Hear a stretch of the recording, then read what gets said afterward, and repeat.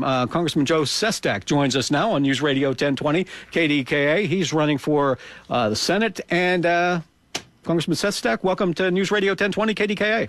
Mike, it's good to be here. Joe, please. Okay, Joe, I appreciate you coming on today to talk about some stuff in your candidacy. You're not the only Democrat running. No, but I think I'm the real Democrat running when you compare me to Arlen Specter. Look, I was in the U.S. military for 31 years, and I never expected to get into politics. But when my daughter got struck by a brain tumor my last year in the military, and I got out and I addressed that issue, I began to understand that I owed a debt to this nation. It was there for me and my family with a health care plan, and so I got in for fighting hard for the health care program that we're about to hopefully get through the Senate, and I hope that's the House bill. But if I could, I also got in. And I ran, and I have conducted business not because I came from the Washington establishment. I think as much as I can respect Arlen Specter, the 30 years in Washington, D.C., people tend to forget that you're not there in a job to keep your job. You're there to make sure Americans keep their jobs, specifically Pennsylvanians. And I don't understand how someone in the GOP leadership that ran this nation aground can actually... I understand being welcomed in the Democratic Party, but how could the Washington, D.C. political and Democratic establishment then actually feel this sense of elitism that they can then say to the Democrats, the grassroots one, this is who you will vote for. I'm in this because the future needs someone who's in it for the health, the education, and the economic security of people, and I intend to do that. And I just frankly disagree with Arlen Specter, who gave 2,000 votes to George Bush. Yeah. Joe, I think I know the answer to that. There are a lot of whores in politics, and I swear. And party affiliation or loyalty means little once you get to certain levels, and they'd sell themselves out for the next $1,000. How was your vote on the health care reform bill? I was there all the way. I got in because I felt you needed to have this affordable health care, and if you don't have the public option, we won't get affordability. I think you know, Mike, that 70% of all private health care plans in Pennsylvania are actually owned by two insurance corporations. They dictate the prices. More than that, they actually make the life and death decisions of who will get health care. They ration health care. They get between the doctor and the patient by denying pre-existing condition coverage if you have a pre-existing conditions. They tell a woman, you can't have coverage because you've had motherhood occur and you were maybe had a tough birth, so we'll deny you coverage for it. That type of an approach has to change, and that's why I was so for this health care reform bill. Mm-hmm. But it's been watered down, even to the one that was passed by the House, watered down so much in terms of the public option. Without a question, the Senate bill is not acceptable. The House bill is a good bill. Well, I'm watching the Senate now. That's the other thing I feel very strongly about. People, I'm not asking everyone to agree with me, but they will actually know where I stand on the issue. And I believe our Senator, Arlen Specter, has unfortunately kept saying, well, these options are on the table. No. Why aren't you in there fighting and letting us know what you believe in? That Senate bill has many bad things about it. First of all, it's going to leave 36 million Americans uninsured.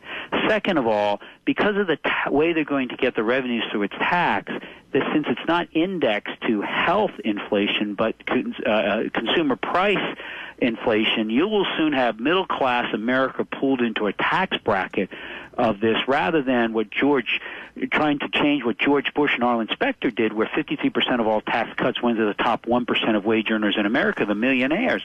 There's got to be a change in this. You're absolutely right. The Senate bill's got to be changed to what the House bill is. But the House bill in and of itself, you guys had to go through so many compromises that it doesn't seem like any kind of bill that was talked about prior to the election last year with Barack Obama. Well, look, it isn't perfect. I have to grant you that. But I will say this. It is a very good bill. Just for a couple specifics. First off, what it does is it removes the insurance companies from rationing care, as I mentioned. And now everyone, the minimum level of benefits that will be in every health care plan are exactly what Congress members have access to. That's good. Number two, it actually makes a public option out there where it is no longer going to have a private health care plan that's going to pay $23 million to a CEO, $70 million in severance pay, and is going to have high advertising costs. And like one of those two large health insurance corporations in Pennsylvania, $3.5 billion in reserves rather than reducing premiums. So if the big corporations don't compete, everybody will choose that public option. And third, and this is, I think, very, very important, is what it begins is by this more fair competition is, and what it also begins by not rationing care by the insurance company is it covers everyone. And we eventually will slow down the loss of productivity that we're having. 40 million Americans that aren't insured. You and I pay for that right now. If you're a family of four, you pay $1,100 more in your private health care plan. They're not being covered because they go into the emergency room. The hospital doesn't need it. They give it to an insurance company as overhead when they negotiate prices, and you and I then eat it from the insurance company. By covering them, they get preventive care, zero copays for a woman to come in for a mammogram. Why? Because we want her to live longer by catching it early, but you and I then don't pay as much for her operation over time as society because it's a more minimal competition. So there's zero copays for preventive care by covering all Americans, and we're a more productive force, and we no longer lose $260 billion a year in lost GDP because of uninsured. So there's three things that are just terrific about this bill. All right, and there are people saying, well, now let's stop the filibustering. Let us ask him some questions. So Absolutely. We're going to allow the listeners to call in and talk with you. Joe Sestak is running for the Senate. 412-333-KDKA is the phone number. Access the same kind of coverage that our congressmen and senators have. Would it be for the same cost, Joe? Yeah, the House bill as a Senate bill? Hopefully in the final in the final version, we want it to be the same cost. It was approximately $1 trillion, but mind you, we didn't put a cent into the national debt. We did it as a pay-as-you-go. $50 billion in efficiencies that we found, and $500 billion in efficiencies, $500 billion in revenues that went to the very well-to-do, the millionaires and above, who reaped 53% of the tax benefits during the Bush administration that Arlen Specter voted for. We've got to take a break. Congressman Joe Sestak, he's running for the Senate. He is our guest, talking about his candidacy, talking about health care, Afghanistan, and issues that are important to you at 412-333-KDKA, or if you can't get near a phone and you'd like to hit us up on the Dollar Bank Instant Access, hit that tab at kdkaradio.com, and we'll get your question to Joe Sestak, who's running for the Senate at 412-333-KDKA. I'm Mike Romai for Fred Honsburger on News Radio 1020 KDKA. Weeknights in Pittsburgh. Pittsburgh's 50,000-watt mic is live. Obama is, oh my God, it's all the money that's being spent. Then he turns around and says, well, no, I'm really not pushing for a universal health care. We don't want the government to take it over. When in fact, that's clearly what he said. He said that on numerous occasions, and we've played the tape. I happen to be a proponent of a single-payer universal health care. 6 to 10, it's PinTech Tonight. You know, I'm liking Bill Clinton more and more.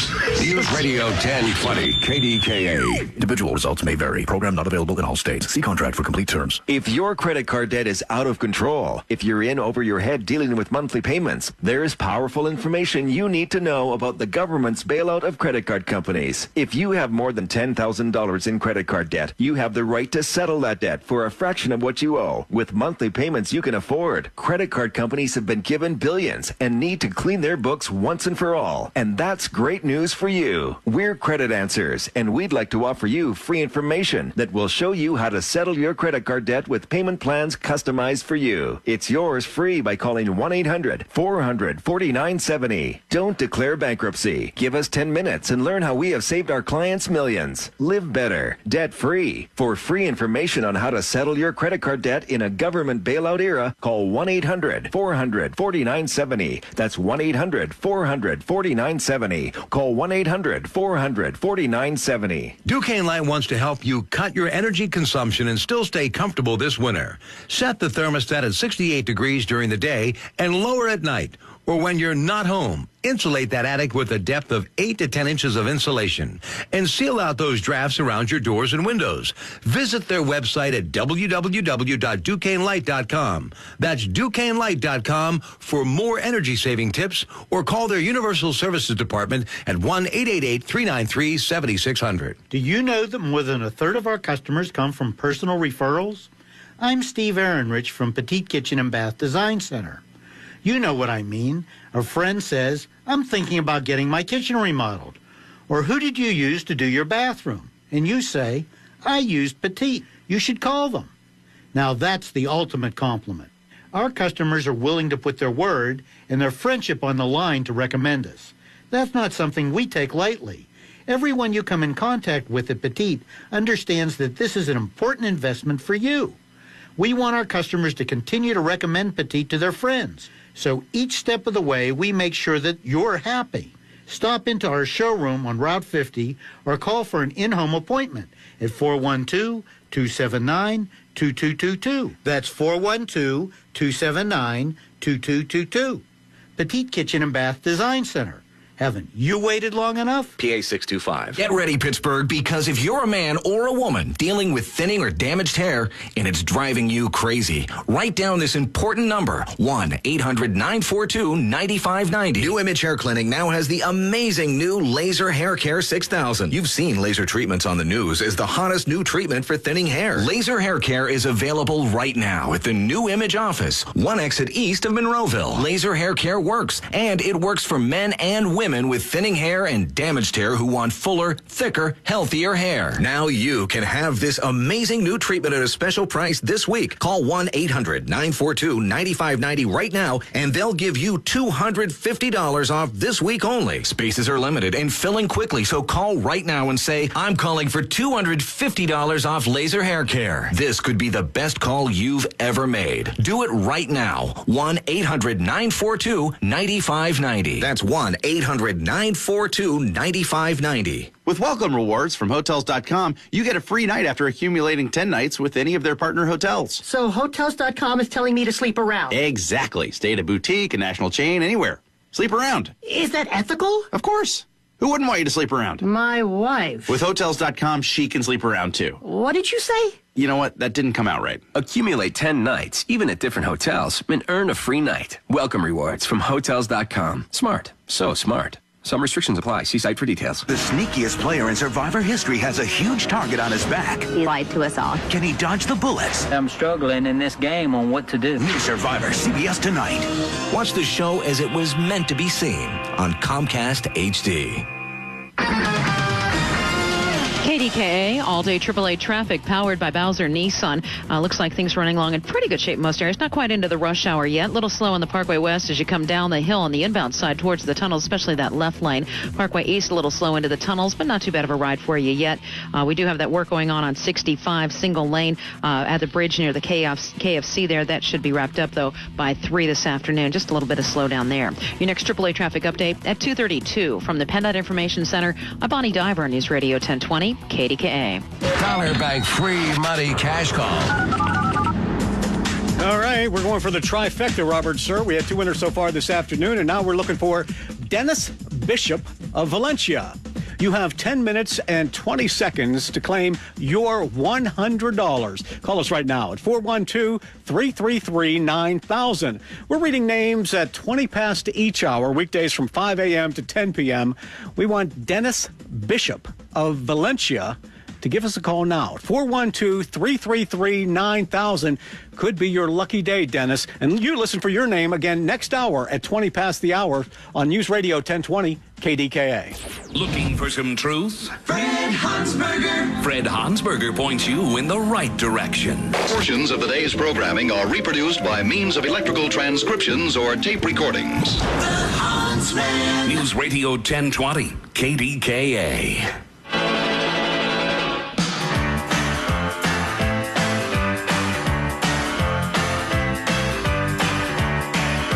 Joe Sestak wants to be U.S. Senator, and he's looking for your votes. Going up against, on the Democratic side, Arlen Specter. Pat Toomey is also running, and going to be a race. 412-333-KDKA, or at the Dollar Bank Instant Access at KDKARadio.com, talking about a number of issues, and your questions, of course, for Joe at 333-KDKA. Talking about the health care bill, Joe, a lot of people say that it was a sellout to the pharmaceuticals, and the insurance companies got what they want, so there was little in terms of cost control here. Well, you know, you may be speaking a bit more about the Senate side, which is part of the reason I'm running to get over there to the Senate to fix that. But we actually have in our bill on the House side and that there is to be direct negotiations in Medicare for fair prices. As you know, in 2003, Medicare the Congress had a bill that was passed that our inspector voted on that denied Medicare from negotiating directly with pharmaceuticals to get fair prices, like a veteran. In the Veterans Administration, I'm a veteran. If I have a ulcer, I can get Protonics from the VA at $250. But if you're a senior and have an ulcer, it costs the U.S. government, the same U.S. government with the same pharmaceutical, about $1,200 because they can't negotiate directly for fair prices. We changed that in our bill, but you're right. On the other side in the Senate, too many senators for too long have given the pharmaceuticals a free pass. And in their bill, they don't have what we have in our bill. That's why we got to change their bill to the House bill. Why not just make it easier, and I've heard this a lot, that you just allow insurance companies or people to buy their insurance across state lines? Why not just wipe out that regulation? Well, that's not a bad proposal as long as it's aligned with another requirement, which is to set a minimum national level of benefits. Here's why.